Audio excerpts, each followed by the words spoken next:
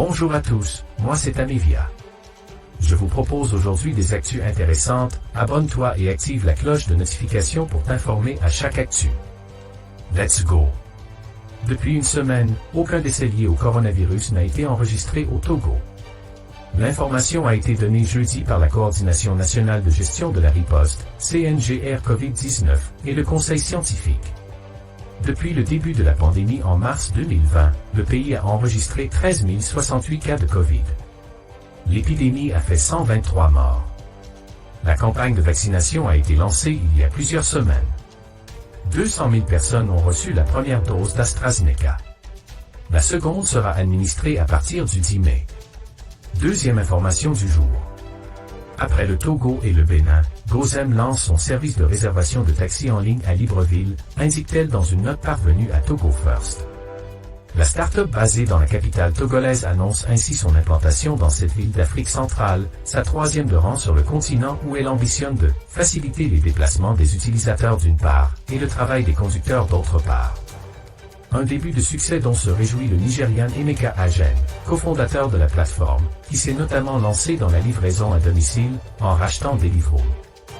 Nous sommes très heureux de démarrer nos opérations au Gabon en proposant une solution de réservation de taxi simplifiée, plus sûre et plus pratique.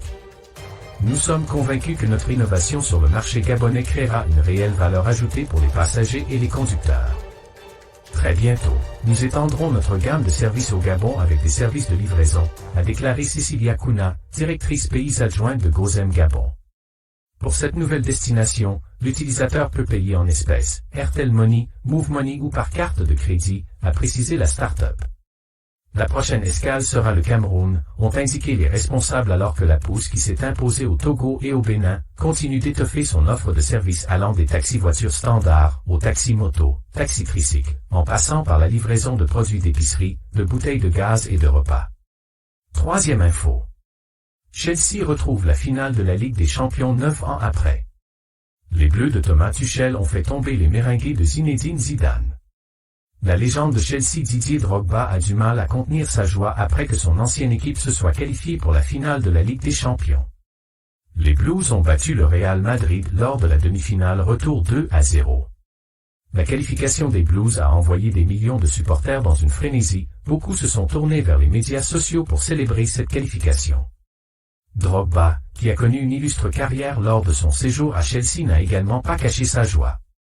Il a animé les célébrations, avec le tweet « Allons-y.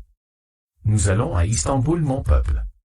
Des centaines de ses abonnés se sont ensuite joints à la conversation, le tweet ayant cumulé plus de 160 000 likes. L'attaquant légendaire a suivi le tweet avec une autre vidéo de lui faisant référence au fait que l'équipe féminine de Chelsea s'est également qualifiée pour la finale de la Ligue des Champions à Barcelone. Voilà tout pour aujourd'hui, abonne-toi.